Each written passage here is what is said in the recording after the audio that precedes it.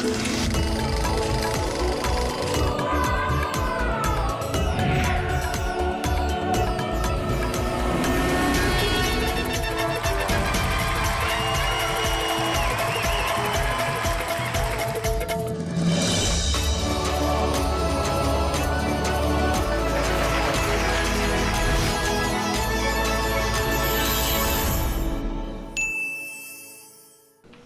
we are here thanks to the Mumbai International Film Festival for a series of masterclasses and in-conversation sessions. I am Ayushi Dholakia, your host for this afternoon. A gratitude also goes to the Ministry of Information and Broadcasting, the National Film Development Corporation, the National Film Archive of India, alongside the Satyajit Ray Film and Television Institute, Kolkata. A big thank you to everyone who has made this possible today. Our session today will explore the journey of crafting unique intellectual property through the art of animation. By dissecting successful examples like Ailan and Chhota Bheem, we will discuss how animation can be harnessed to produce distinctive and marketable content. We will delve into various strategies and approaches to tap into the imaginative power of animation to forge valuable intellectual property.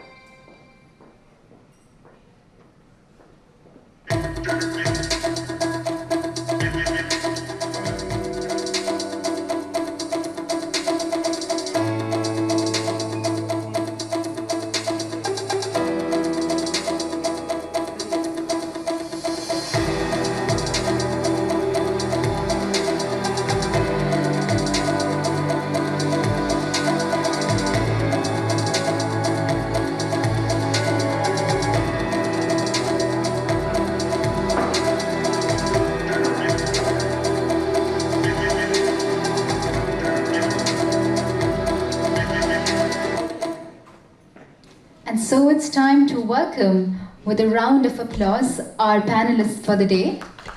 Let's hear it for Mr. Naman Ramachandran, a well-known journalist and critic in the world of Indian cinema. Mr. Bijoy Arputharaj, CEO of Phantom FX Studios and VFX Director of Ailan. Mr. Rajiv Chilaka, CEO of Green Gold Animations, creator of my childhood favorite Chhota Bheem. Can I hear a little bit of more applause? Let's get this energy up and high. Joining them, we have Ms. Anamika Jha, a specialist in legal IPR. And Mr. Ashish Kulkarni, Chairman of AVG CXR Forum, Federation of Indian Chambers of Commerce and Industry. Leading our discussion today is Mr. Ashish Kulkarni himself, a key figure in the animation and gaming industry. Let's give a warm welcome to all our panelists and our moderator. Audience, we will also be taking your questions at the end of the session, so please hold on to your hearts and your queries. Now I would like to invite D. Ramachandran, General Manager of NFDC, to come and felicitate our esteemed guests.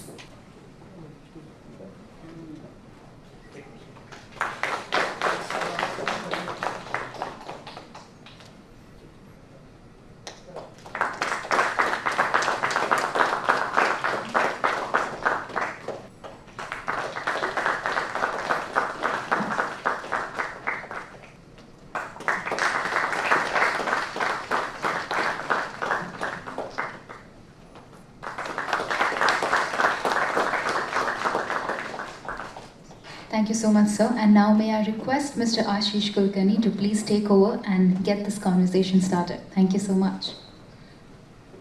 Thanks a lot for a wonderful introduction. And we have a great panel today. First of all, let me thank the Information and Broadcasting Ministry and NFDC to put this panel together. Of course, we as a country have grown more uh, as in services country. Of course, the cinema doesn't fall into that because we had our own cinema for 110 plus years. Whereas when animation began and the VFX began, we actually were under the IT enabled services classification, and extending from there, we were more known as a services industry.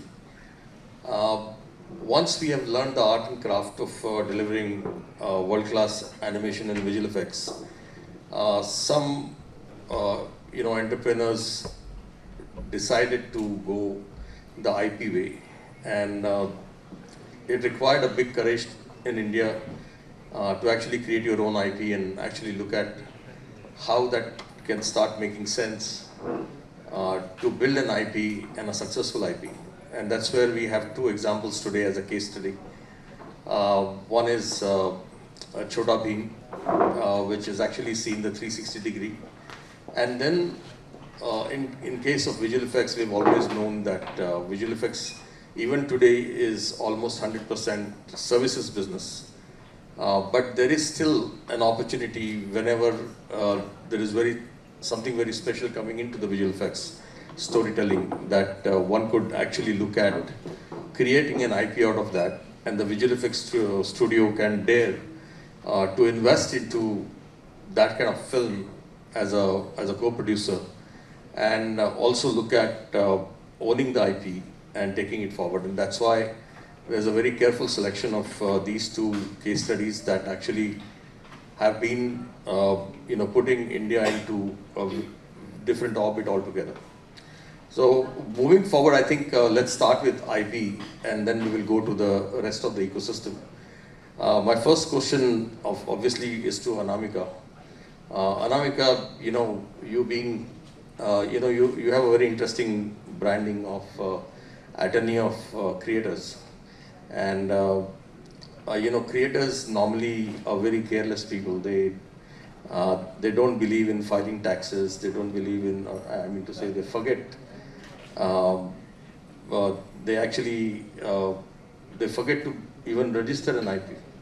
So, what goes in, according to you, when you want to build a successful IP, what are the steps that one should take to really see that the IP sees a life cycle, and where does it start, and how do you really take care of the IP? Thank you, Ashish. So it's a very interesting question that how to protect your IP. Before that, how to build your IP. But I would say that most important thing is first to know your IP.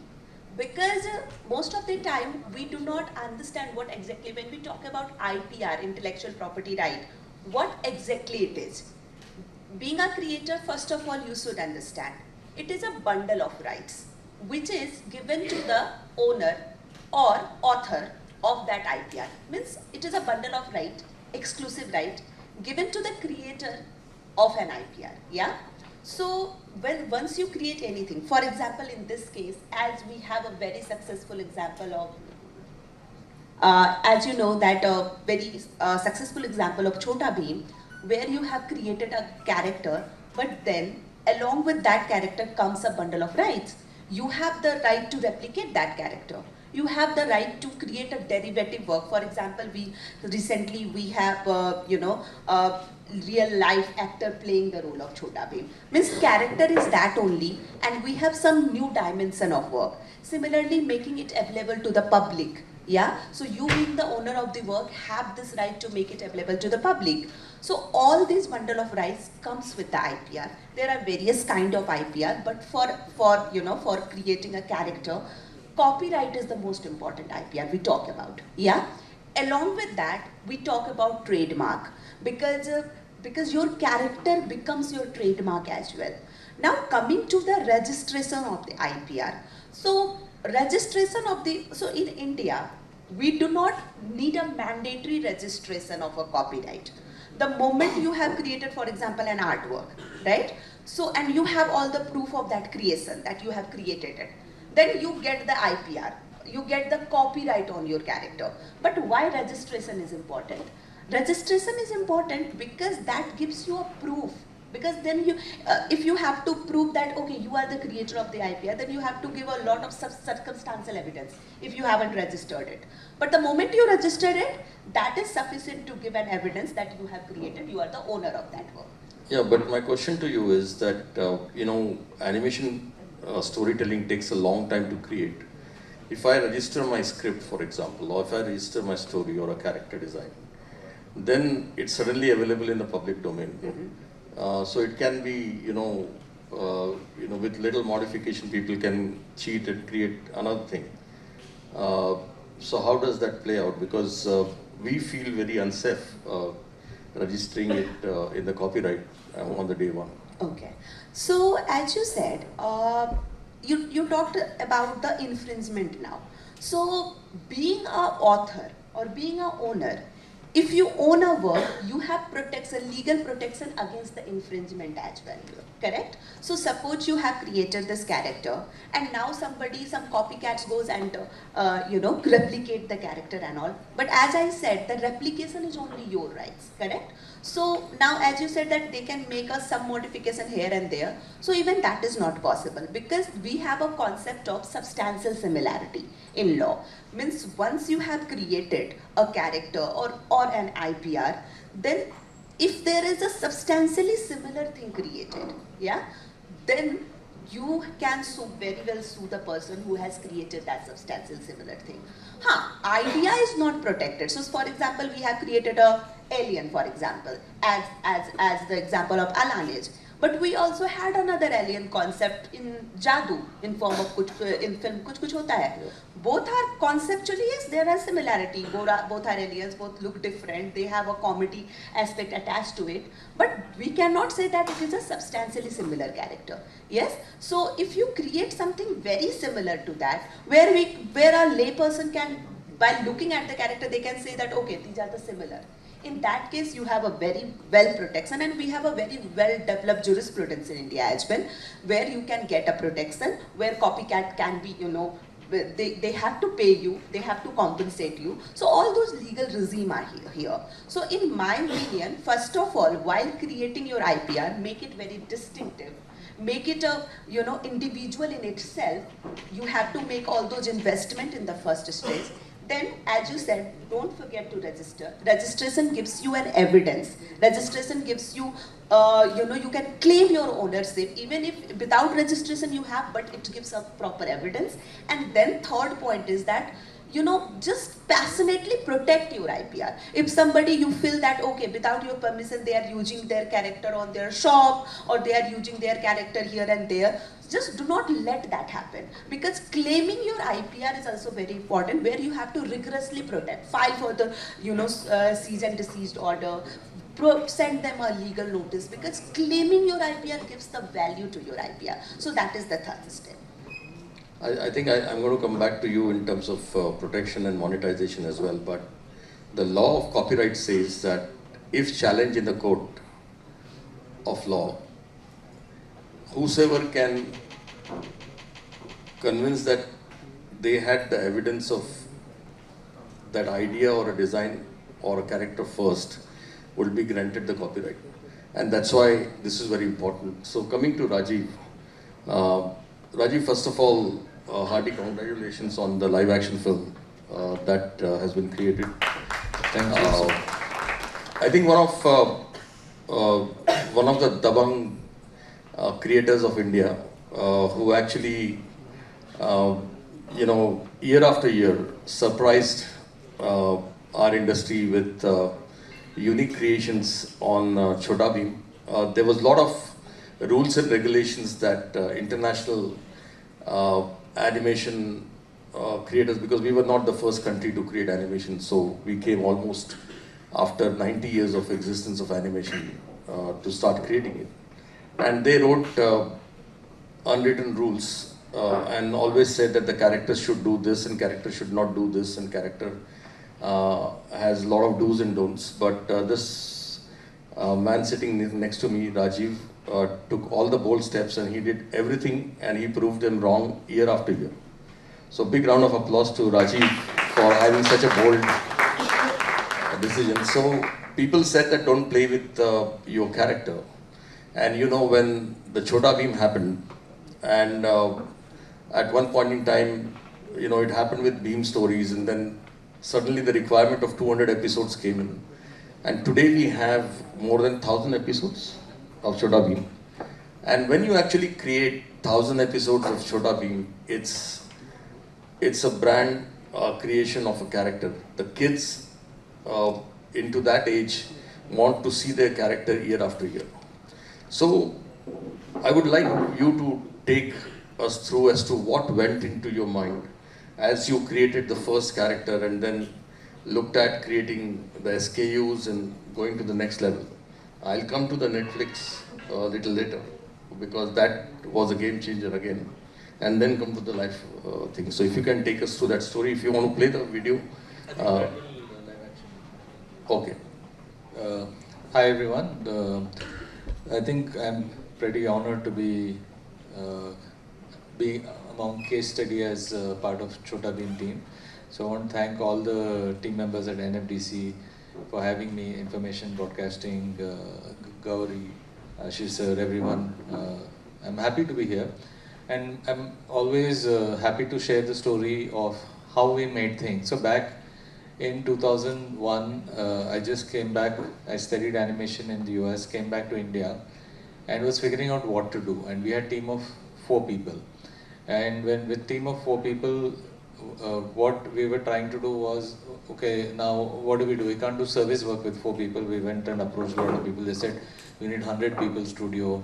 We didn't, so we were not really organized. Animation was very nascent. So we were figuring out what to do, and started doing a little bit of work for advertising and other things. And then obviously animation was the passion. And then obviously when you talk about doing something, first thing that comes up is you take characters from history, like, you know, Vikram Betal or Akbar Birbal or Krishna.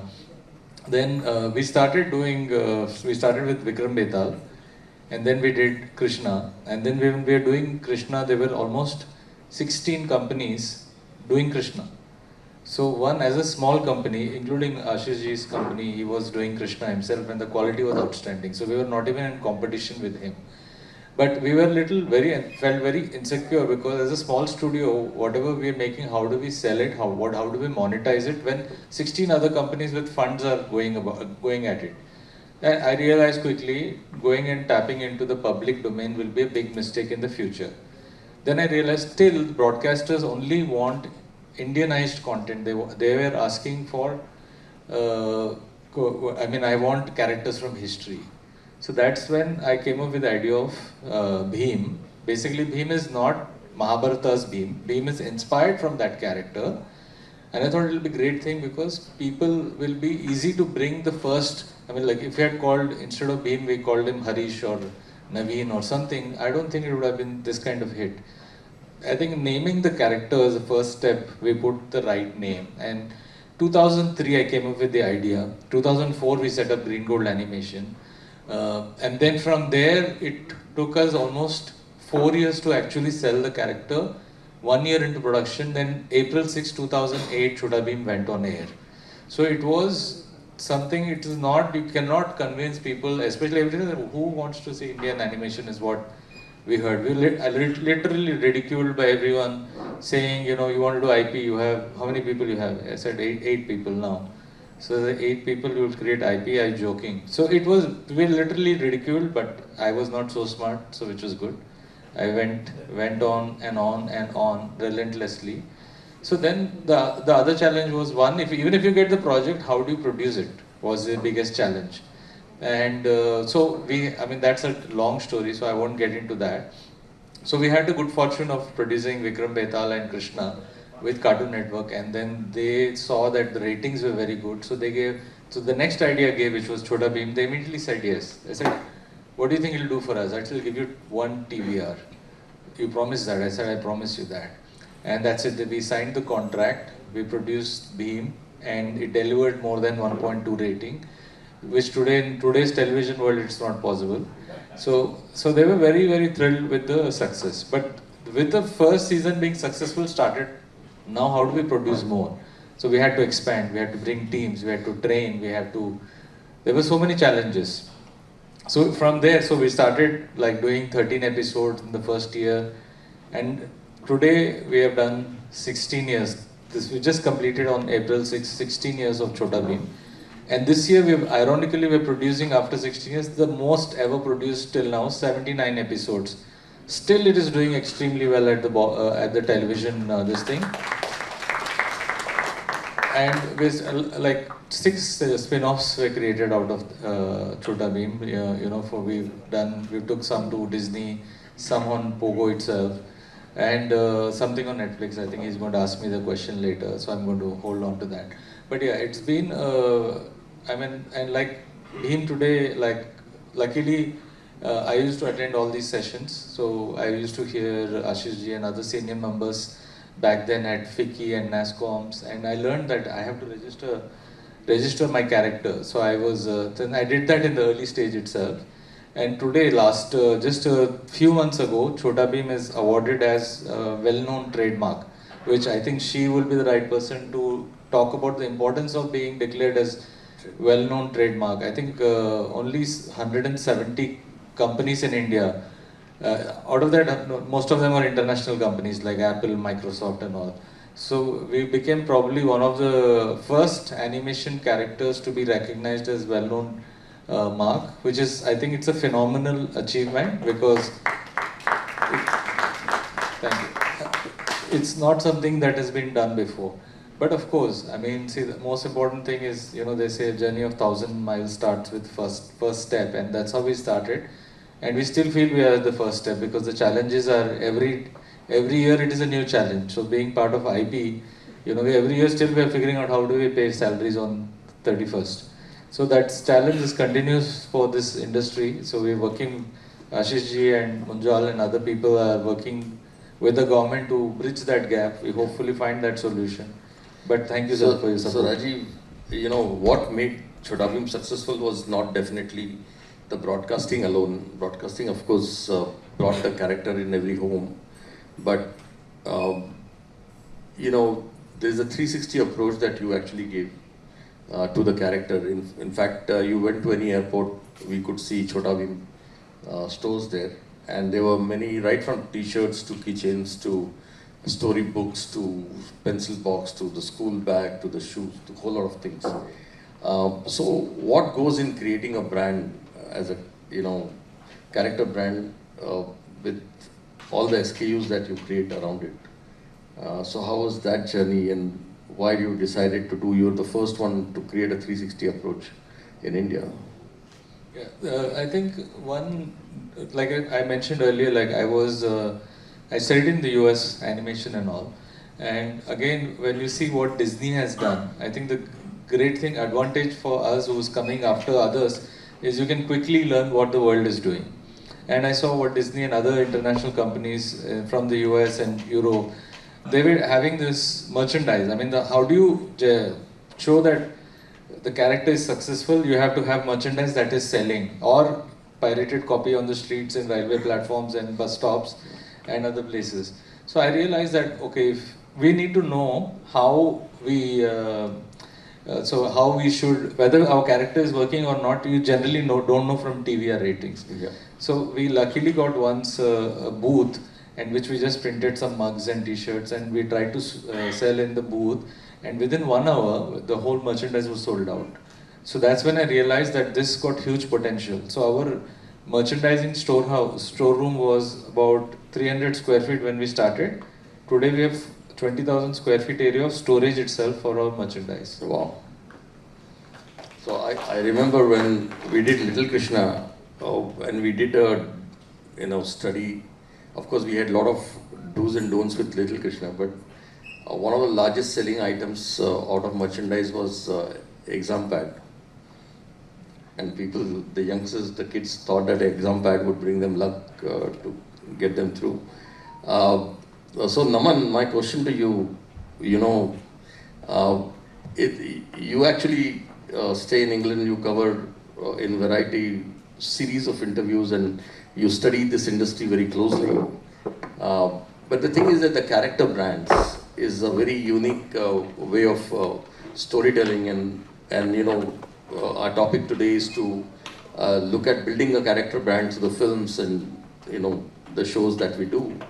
We have a unique examples from Japan where Hello Kitty was a drawing, and the drawing became a character, and animation came maybe 15-20 years later, and animation still didn't become popular. Like this, they have large number of characters coming out of Japan and Korea, where character brand itself has a huge potential to be becoming universally known, and the merchandise starts selling, and probably the films come later. In many cases, the comic book happens first, and then the film happens. So what's your take on these two characters that we're going to discuss today? How do you think the journey for these characters to become international would unfold in the future? Well, the first step for any Indian character to become international is for the big broadcasters to broaden their horizons. So I speak frequently to at least the two big broadcasters who cater to the children's market, and they are at the moment they are content with catering to the local market, because India is a massive market, and you don't really need to look abroad to make your money. But if you do, and if you own Rajiv is a good example. Instead of earning 100 rupees, you can earn 100,000 rupees, yeah. Right? And I see no reason why these popular Japanese or Korean brands, as you mentioned, and also things like, I live in the UK. Thomas the Tank Engine speaks not just English. It speaks Japanese, Korean, Hindi. So I see no reason why a homegrown character, even a complicated homegrown character with a lot of backstory and history from not just the Ramayana and Mahabharata, but also from the Panchatantra, the Hitopadesha, etc. We have the richest base of stories in the world, more than anybody else. But it's just that only we see it. Yeah. So the approach has to come from within, and properly IP copyrighted, as Anamika will advise, and then start going abroad, and then where people like I come in as a journalist, is that we start writing about it. Like Chhota Bheem, I've written about even most recently, maybe about 2-3 weeks ago, yeah. In Variety, and it just people need to know about it.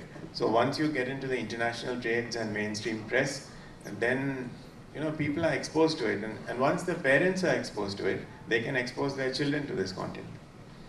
Yeah, I think before I go to Bijoy, I think one more quick question. Then we'll shift to films.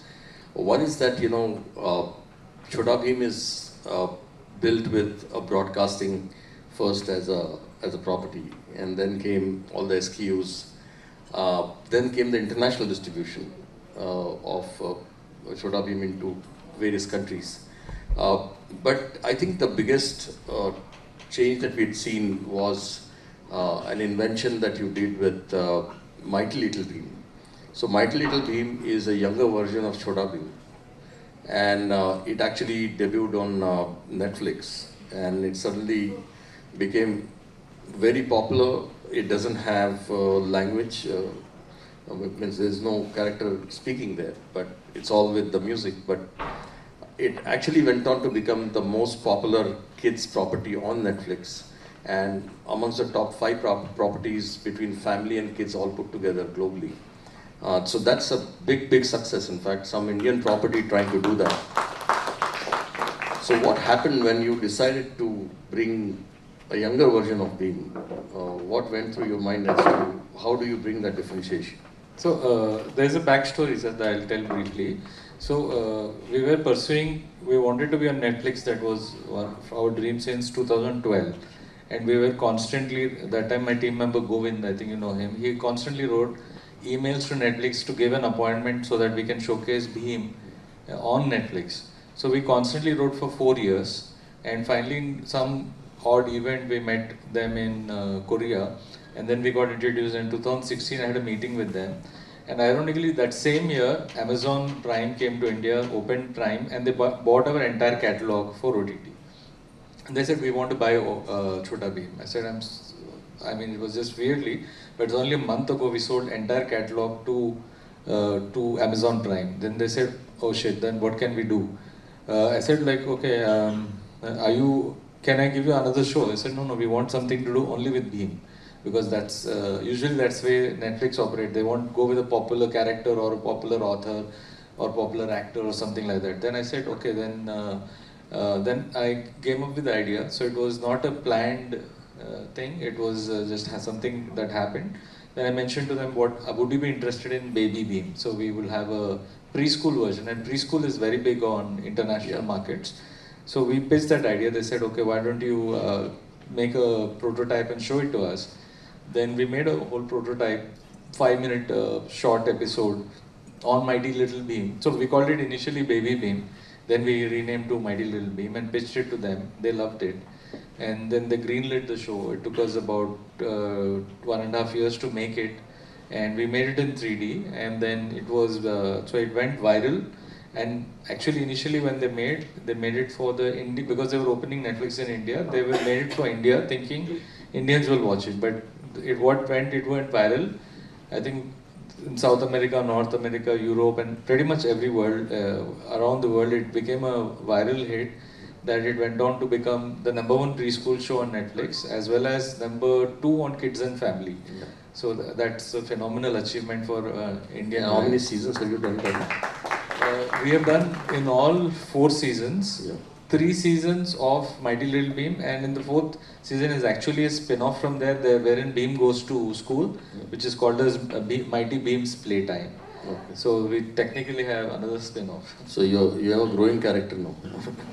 I mean, yeah, I think that is something we are fortunate, and but the most important USP has always been that boys like to be strong. Yeah, and that's where we connect. Whatever age boys, they want to be strong. You know, immediately they eat and they want to punch you in the stomach. Anyway, nowadays girls also want to be strong, but we need to make some girl properties. We'll discuss that later. So, coming to Vijay, thanks for the patience. We spent 30 minutes already. You know, when everybody in visual effects only thinks about the services business, which films are getting made, you know, we have a very interesting phenomenon that's happening all over the world right now. Earlier there used to be 2 people, the director and the cinematographer. And then came the art director in 90s. So there was a triangle. Right now we are actually inventing a quad. The director, cinematographer, art director, and visual effects director.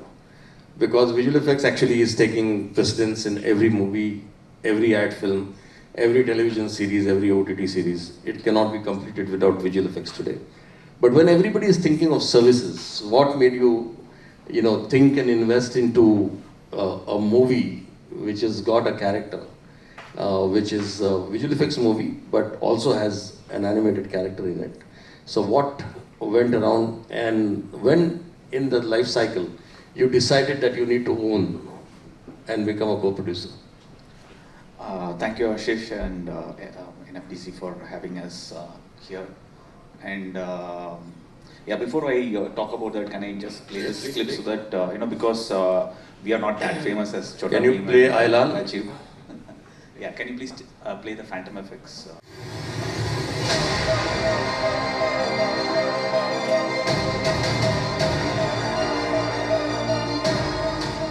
In a cinematic universe filled with wonder and intrigue lies the groundbreaking project Ailan, where reality blurs with fantasy and visual effects come alive.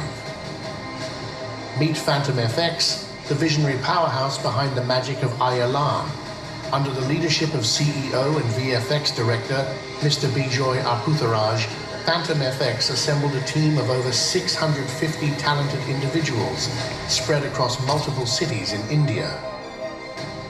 Bijoy worked closely with the film director and the Phantom FX team, guiding them through every stage of this monumental task. It all began with storyboards and concept arts, laying the foundation for the breathtaking visuals that graced the silver screen.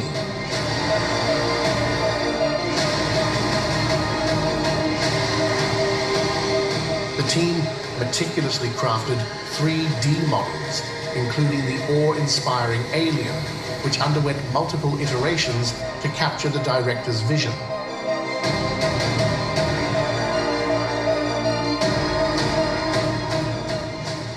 Extensive research and development were conducted even before the shoot commenced, saving valuable time during post-production and ensuring unparalleled quality.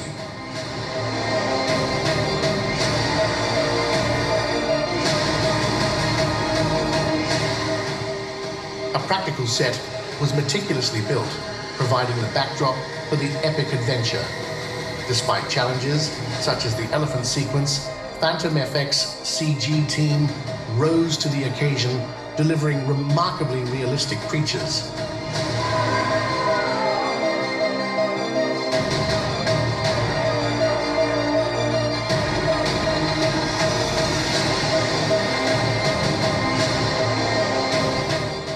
From alien spaceships to menacing robots, Phantom FX's expertise in CG brought to life a plethora of otherworldly elements, each seamlessly integrated into the fabric of the story.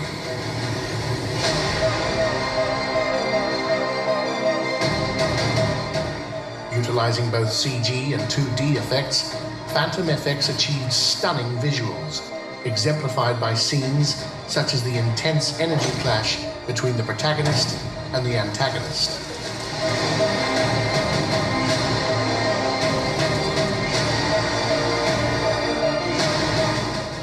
With state-of-the-art motion capture and facial capture technology, Phantom FX breathed life into the alien character, imbuing it with a sense of realism that captivated audiences.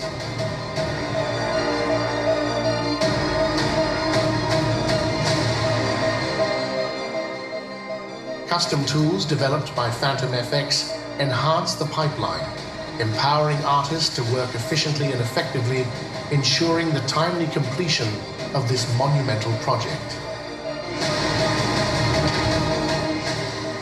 Ayalan represents the culmination of every Phantomite's dream, a testament to their dedication and passion. Prepare to be mesmerized as Phantom FX takes you on an unforgettable journey beyond the realms of imagination.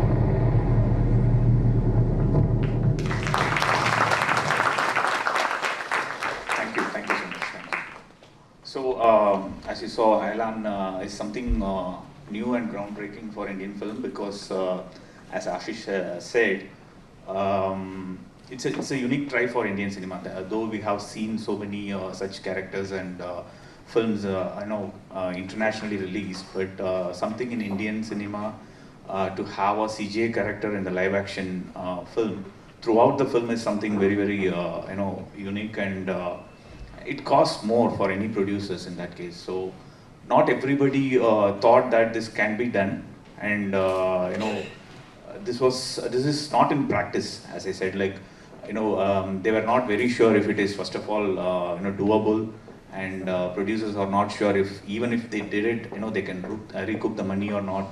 So there were so many myths around all these kind of films. So nobody dared to do it. So the the very important thing that we had in mind is to break this myth, and that was the intention behind doing this film actually. So when we started this film, when the director had this script in his mind, we were not actually a producer.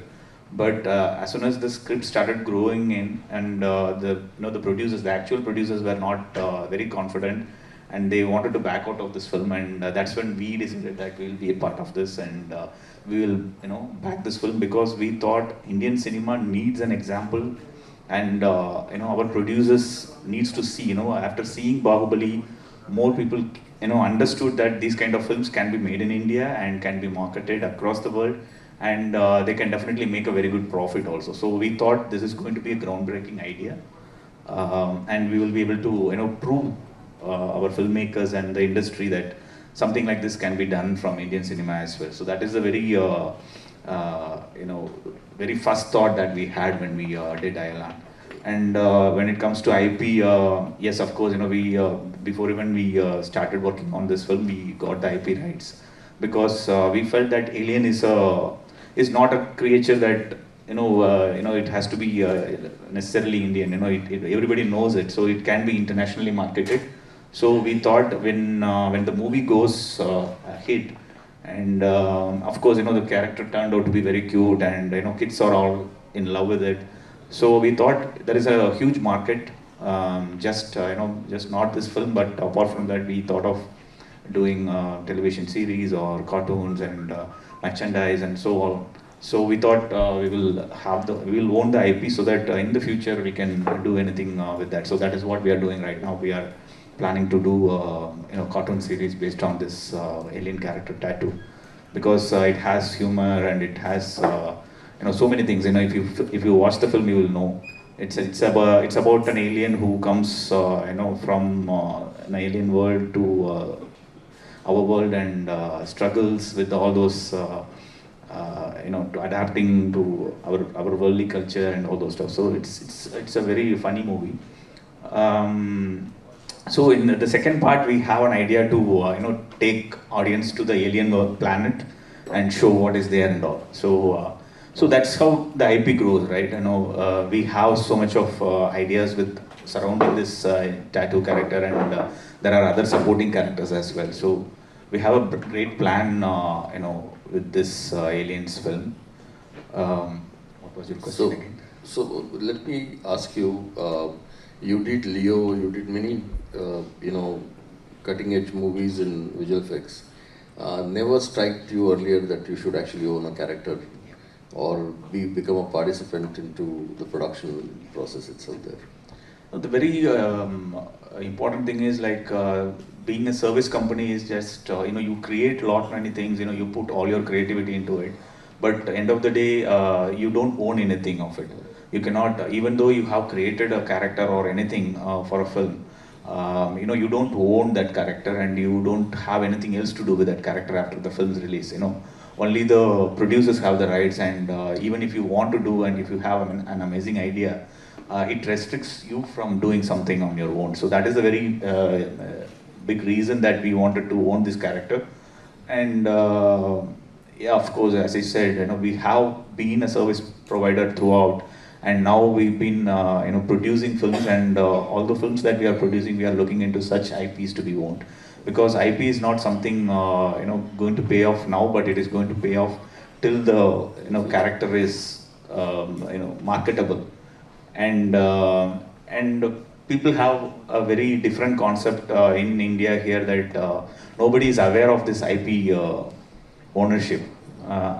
In this crowd, how many of us are using Windows? And not everybody understands that. People might think, when they buy a computer, it comes with it, but we have to pay a license for it. We have to, pay for the IP that whoever created that, and it goes with all the softwares that we are using.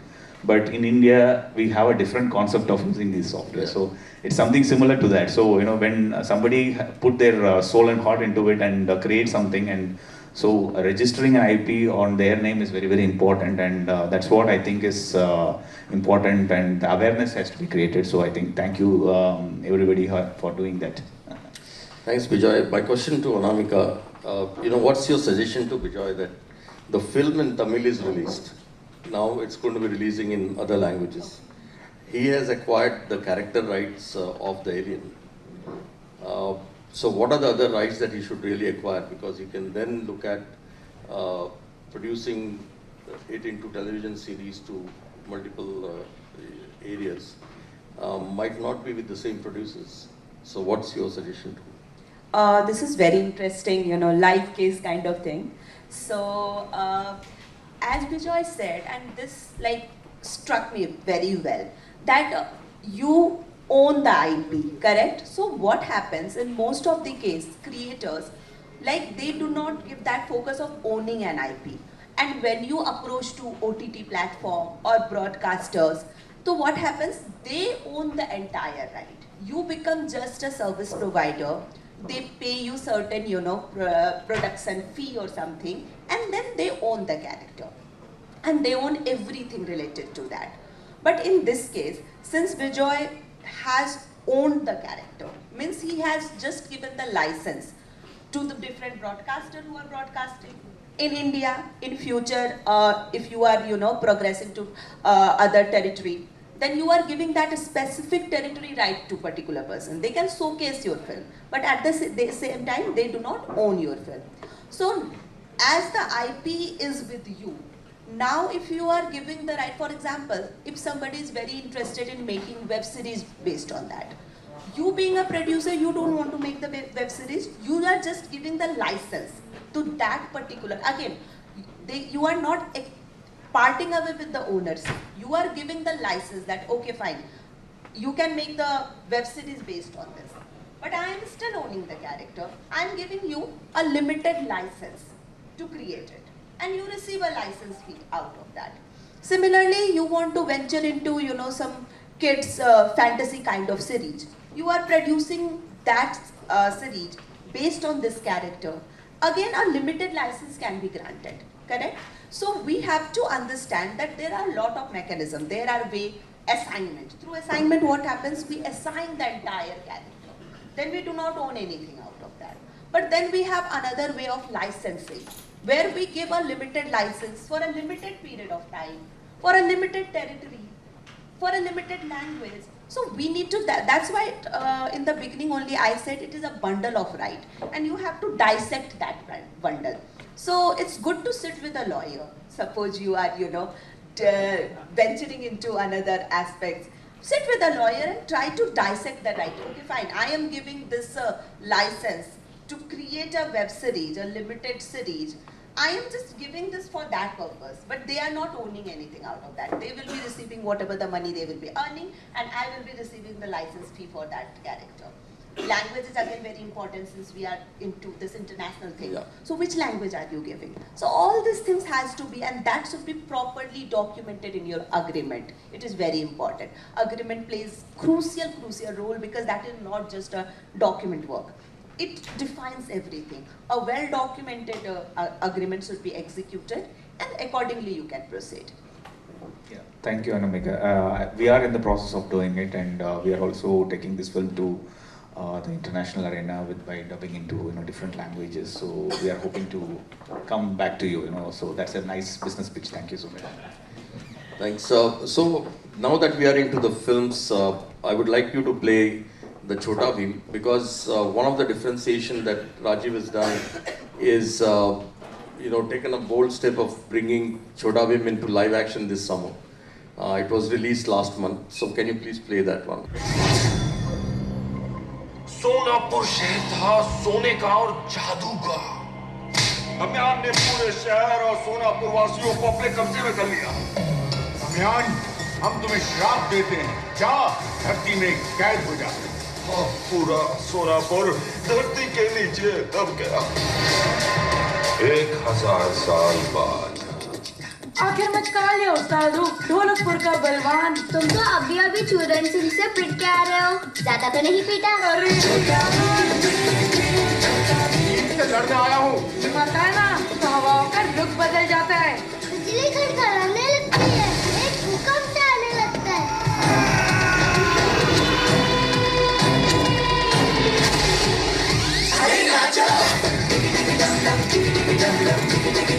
सब कुछ उस भीम के लिए। अरे मैं क्या भीम से किसी बात में कम हूँ? सुना है चरण सिंह ने तुम्हें बहुत पीटा। उसे भी पता चल गया। ढोलकपुर की हर मुसीबत के सामने मैं दीवार बनकर खड़ा हूँ।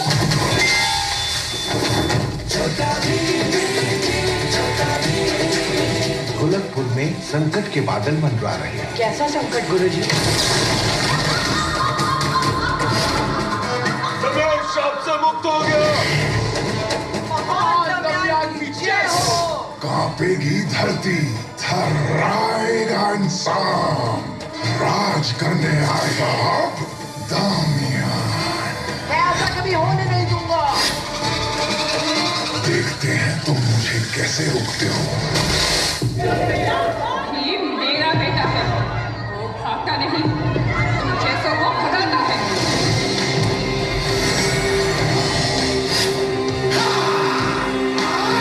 दूसरों की जान बचाने के लिए अपनी जान को बेझिझक दांव पे लगा दे, ऐसा वीर बालक सदियों में एक बार पैदा होता है।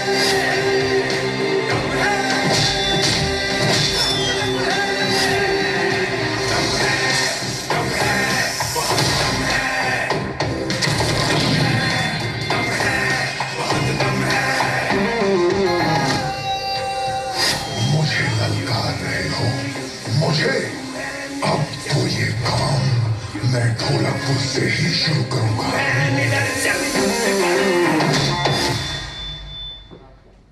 In cinemas from 31st May. So we have seen Avengers, we have seen how most of those characters came into live action. Now we have Chota Bheem actually into the live action. The Chota Bheem's mother is also with us today in the front row. In fact, we have very short time, but we will open it for questions and then I'll have the closing remarks coming up if you have any questions. Good afternoon. Yeah, that's okay.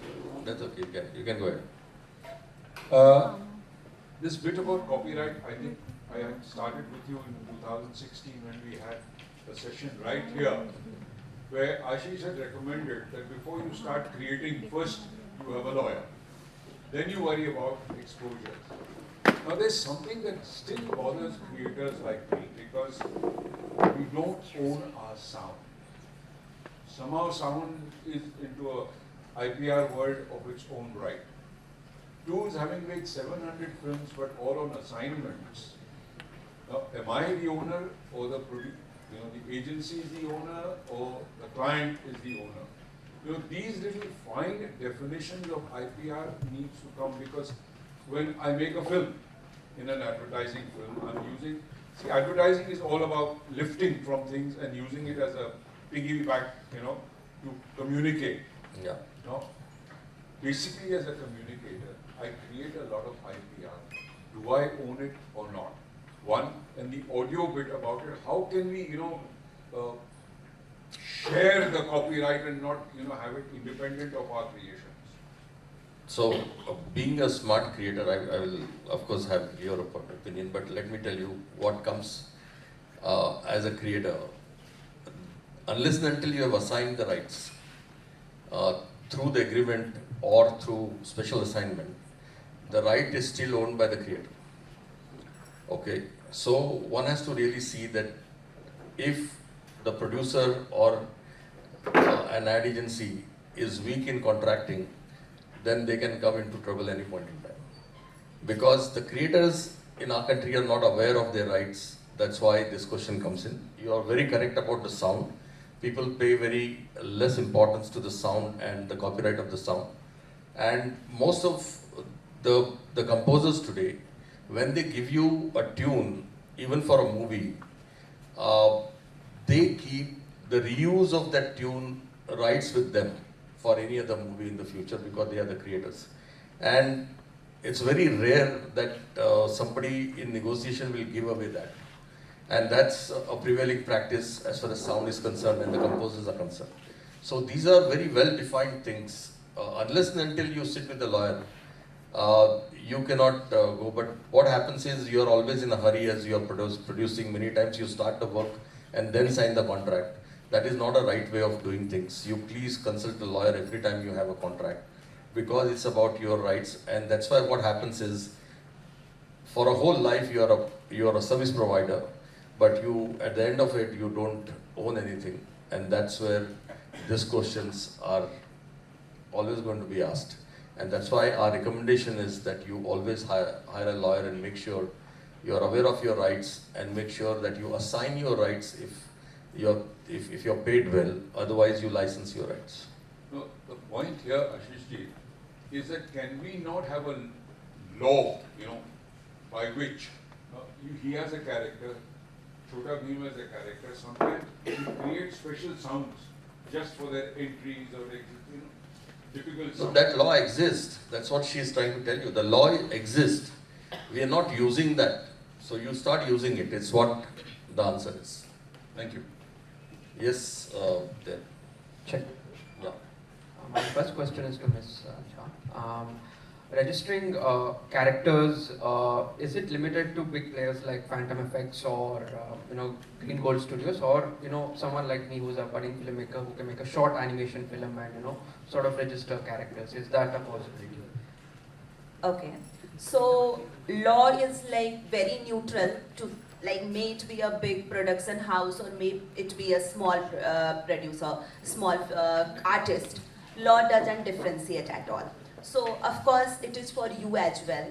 But now the thing is that one is registering an artwork and another is registering a character. Okay? So artwork is like, suppose you have created a character. You can very well go and register it as an artwork under the artistic work category of copyright. But your artwork does not become the character until and unless you invest in that. As Rajiv ji has said, Chhota Bheem is not just limited to just the drawing which you see. Yeah, it has a very distinct character, and for that what he did, a lot of publication is required. People should connect with your character. By Chhota Bheem, you just imagine every word around that character, but just by looking at that character. So you receive a character right once you invest into the character, make it a distinct. There are law does not give the protection very easily randomly. Yes, your drawing will be protected, but whether it has received a distinct character in itself, whether people have started associating with that. All these things has to be satisfied, and then you receive a protection as a character. Your character further evolve into well-known trademark. I would love to talk about that as well.